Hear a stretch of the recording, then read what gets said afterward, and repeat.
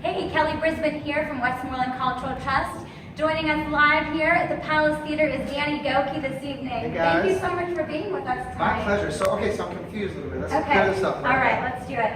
You just called it the Cultural Trust of West, but then also the Palace Theater. That's a great question. What because does this all mean? Everybody gets confused Yeah. about that. So Westmoreland Cultural Trust is a nonprofit organization that owns and manages the Palace Theater. So the Palace Theater, we basically do everything we can to keep this generating and moving for the community because it brings in $9 million to the local economy. Wow. So we are 90 years old, September 2nd. Which I love actually, because we've been doing, I think, all theaters so far on this tour, and I just love going to do them all over. Isn't it amazing? You guys have taken care of this one really well. When we were here yesterday in Newark, beautiful place, but Needs some unfortunately, love? man needs some love, and I was like, I hope they don't let this fall to the ground, but you guys are taking care of it. Well, we all need some love, Yes, so we do. keep us in your prayers. All right, so we were just talking briefly about your kids. So you have two kids.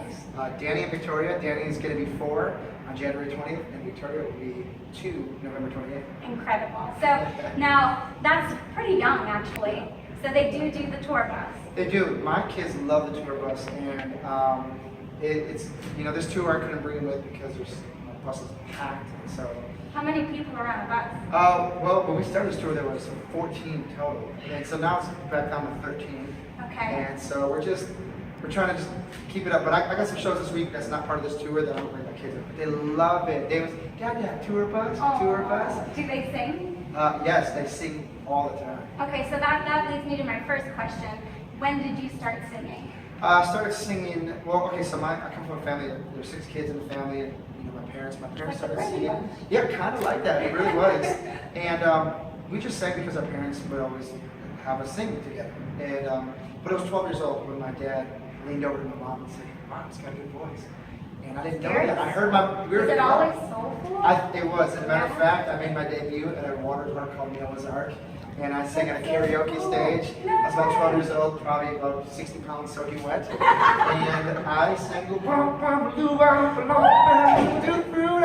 and so when I sang that, I never just sing, I had no stage presence. I'm like, just singing, and then all of a sudden it just got packed full of people. And I just remember like high-fiving people on the way down. Oh like, wow. my gosh. I was like, cool, I'm a singer. So kind of your gift started at 12. And my dad recognized it. I didn't know. Okay. I learned the importance of words at a young kid, that kids absorb everything. And at the time, I remember I was just singing in the car with my parents and my sister, and my dad looked at my mom and said, "He's got a good voice." And I sat back like, I might just sing because everyone told us to sing. So anyways, parents, careful what you say about your kids. So, because that really impacted me. And a singing career really can go Yeah, somewhere, and right? it was birthed out of that moment. Now, it didn't happen that moment, many years later, but It's a lot of it was a steps in seed. between, It was a exactly. seed that we had to bear fruit years down the road. So you sang at church, Yeah. and what other kind of random jobs would you say that you had in between from, I guess, your career, the beginning of your career till now? Random jobs? Yeah. Oh, We've all had random jobs. So my first job at 15, my first job was at 14, working at the school, cleaning the cafeteria. Okay. Second job was Burger King at 15 years old. Everyone's you gotta do the fast food. You gotta do a commercial for them then. Well, unfortunately, I didn't do that well in school. Looking back, being a child of America, a lot of things, everything's given to us for free. Education was free. And so I didn't respect it or appreciate it. So unfortunately, school wasn't my thing. And so I worked about 10 years of odd jobs after school because I didn't take school seriously. That I regret now, but thank God that, God has written stories for us. And, if you really want to, even if you don't, do well in school, you can still do well in life. And I looked at that and I was like, what? I just started reading books on real estate, on finances, on becoming a good businessman. And since then, I've been able to use that in real estate that I do on the side and different ventures, which has been really, so what I'm saying is that school didn't define me, but God did, which is really great. Fantastic. Your voice is absolutely a gift from God. Oh, thank so you. phenomenal. Really, it just touches people's hearts. And I was sitting in the audience and I just thought, there are people that can do what you do, but it doesn't penetrate the heart like what you do. And so it's a really incredible gift, and we really thank you for sharing it with us. Because it's also a sacrifice. It's a hard job, it's a hard life. There are perks, of course, but you're living on a bus, and you take time away from your family, and you do a lot of that sacrifice just so that you can share that gift and the message with the people. Well, for me, I appreciate that, and I will tell you this. I just thank God that I get to do it. I feel like it's my calling life. I feel like people have callings, and it's really fun, to kind of find out what that is, and then just to really take off. But I know that God could have picked anyone else to do it. It's the fact that He allows me to do it. I'm like, I'm ready to go when you say go, man. Let's go, let's do this. And I love to thank you, but that was a really kind of compliment, because that's, we love to entertain, but our whole purpose is to give hope, because it seems pretty dark out right now. Absolutely. Yeah, and there's a lot of darkness in your life as well that you've had to overcome. So, just because you see somebody on stage or in the lights or in the spotlight, it doesn't mean that everything's perfect. Yeah, that's very true. So we have some cool questions. All right. We're going to dive in. We have some questions from some of your fans that are actually in the audience tonight, and they'll each get a CD. So. I love my fans. All right, the first question is from Mary Reed. And Mary asked, if you had a chance to sit down with God and ask Him only one question, what would you ask? Oh, boy. That's a tough one. Oh, man, this is where we started off. That was a tough one. I think one of my... I think I just have a few questions that, Mary, can you have a few questions? There's so many questions that I ask God, I think, but I think when you're sitting at the feet of God, those questions kind of go away, and you're just like, it was all worth it. Right. I'd have to really say, I bet you when you get there, you'd be like, everything was worth it. Yeah. And I would say that's the meaning of love. The meaning of life, but I feel like I figured it out. The meaning of life is love. It's actually about love, and it's not love how the society portrays it. That is it's almost like a form of love, but it's not. Love is patient, love is kind. Keeps the record of wrong. I don't know, Mary. You stumped me on the first question. Oh, that's a good one, though, right? Good job, Mary. Okay, the next one is from Kevin Yates, and I apologize if I'm mispronouncing your name, Kevin. You have to deal with some very difficult circumstances in your life, yet you have kept your faith and overcome so much. What can you say that might encourage others who are going through very difficult times in their life right now? Okay, so let me say this. Okay, so I figured out the question to ask God. Okay. I would ask God, could you have done it any other way than the way you did it? Could you have done it easier? That's a great That really hurts sometimes. But what are some of the encouragement? I can say, you know what? I think one of the biggest pieces of encouragement is to say, hang on to hope.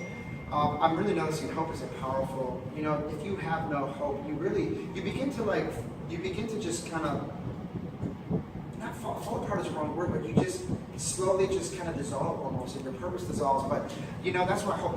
There's a verse, Psalm 71:14 that says, David said, but I will hope continually, and I will praise Him more and more. You move over to Romans 4, and it talks about how Abraham, against all hope, in hope believed. So their situation was completely hopeless, but even in a hopeless situation, he still hoped.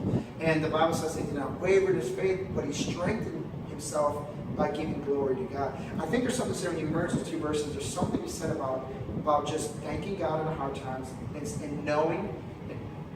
Hanging on to the word, saying there's more ahead of me than I've seen. There's still chapters ahead. There's chapters, really, Psalm 139. God says He writes a story before we live it out. Just because you're in a dark spot now doesn't mean that the next chapter's a dark spot.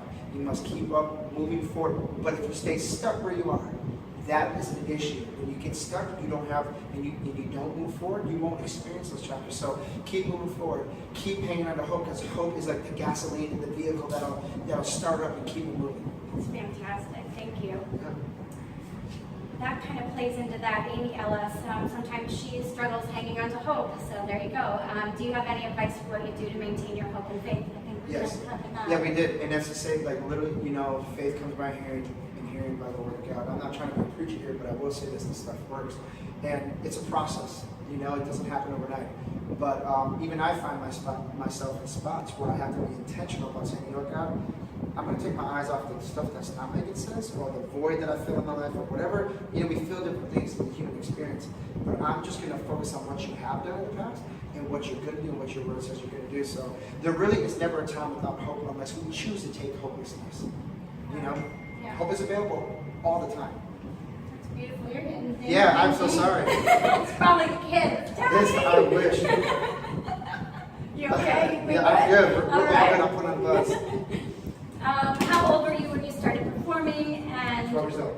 when and why did you start singing religious music? Well, And that's from Angela Miller. 12 years old when I first, well, I started as a kid, you know, we'd sing around the house, but 12 years old, 13 years old was my first solo in front of the church. Okay. That was when your grandfather was. No, actually, we just left this church and went to another church. That's when I did, and a youth pastor was there. This is why I really, you know, get around people who see your gifts. Because I didn't know, you don't know what you live for. You just live for the moment. And a kid, you don't know what's next. Sure. But he saw a gift inside me, and he would just prod me on it. Like, here, I need you to do this, sing this. And he would just work with me, and I didn't know why he was doing it, but thank God he did it, because look where I am. And so, I mean, I sing music that my whole purpose is to, I think human beings we're made up of different elements.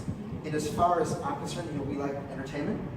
We like, you know, we like to dance, we like to sing, we like all these different, so my show, I try to bring the element of entertainment. You were getting it down. Yeah, we were just trying to dance. Be the band, you know, we try to dance, we do it. But it's one of those things where we also bring a high element of hope. We try to really hit at different areas, because that just, I don't want people just walking out entertained, I want them walking out. There was substance. Substance, like, you know what, I can do this next chapter. Yes. Yeah, very good. Okay, and last but not least is Kenny Schreist. Is that how you would say that?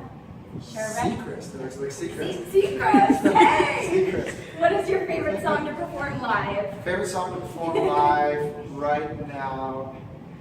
See, there's two. On the entertainment side, it's got to be Symptoms Are Better Than Gold. When it comes to like crowd movement, it's Tell Your Heart to Beat Again, or the song Give Me Jesus. Yeah. Because it evokes something inside of people. It's really hard. It's so nice to hear the other people singing when you're singing. Yeah, Do you hear I love when that. you're Yes, there? I get to hear it every once in a while when I take my ears out. Yeah. My in-ears, sorry. Well, and I see you touch your glasses, and I have to Yeah. just make a quick comment. Yeah. You have a million pairs of I glasses. do. And it's because these are.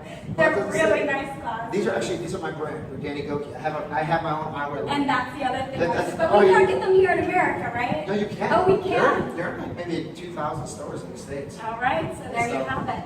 And then Sophia's Heart. Can you just Yeah. tell everybody in Westmoreland Yeah. County just a little bit about that? Sophia's Heart is an organization I started on my first wife.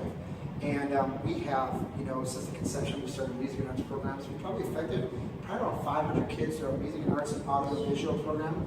Maybe more. And it's been a couple of years now. So, and then we have the transitional housing and homeless housing. And now we're in a new season where I'm getting ready to empower, because I've been so busy, to empower other organizations to take the marker where we left off. Nice. And we're hoping we're going to see a big expansion in Nashville.